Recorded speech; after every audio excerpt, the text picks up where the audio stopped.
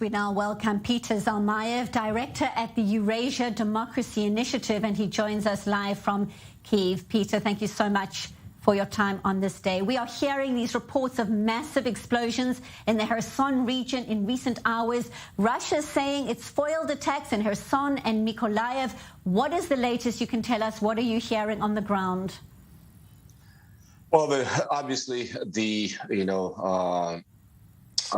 armed forces of Ukraine are being very careful with the information. The only thing we've heard so far is that, yes, a counteroffensive has begun in several spots. There have been reported explosions in Kherson and other areas. There was a report that a large ammunitions depot and command center may have been hit in the last 24 hours in Kherson. And then the rest of the bridges that were still functioning, that were allowing the Russian army to resupply the troops, have been taken essentially out of order. And so this does seem like a good time for Ukraine to stage a counteroffensive.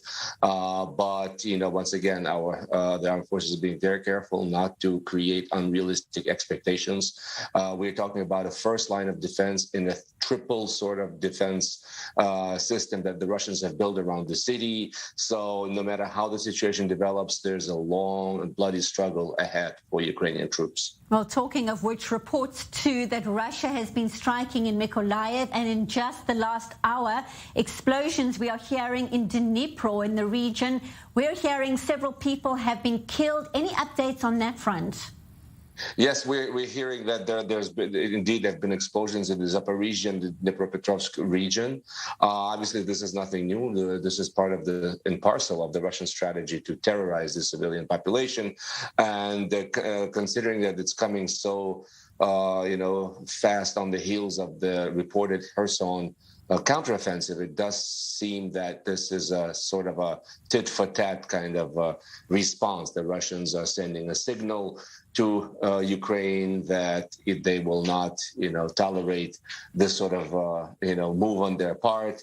Obviously, a significant price has been paid by the Russians to hold Kherson, and a much bigger political price will be paid if Kherson is allowed to, come back to the hands of the Ukrainians. Vladimir Putin is going to have a very difficult time explaining to his population what all this war that has cost billions of dollars to the Russian economy and thousands and tens of thousands of its lives, what it's all been for. It's something that Vladimir Putin probably will not survive as a political leader.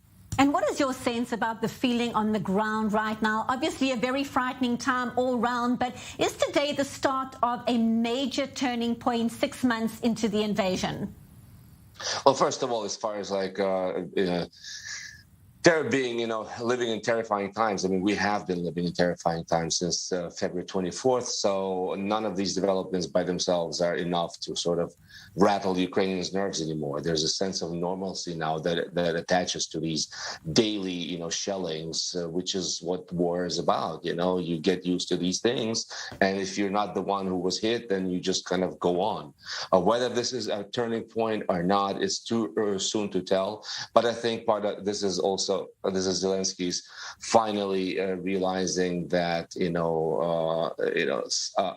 a very muscular show of force must be demonstrated before the winter sets in order to reassure Ukraine's Western allies that Ukraine is capable of reconquering its territory, so that this enthusiasm to support Ukraine does not wane and the weapons keep coming. Well, we certainly appreciate your insights and your updates as always. Peter Zalmayev, live from Kyiv. Thank you so much. Be safe.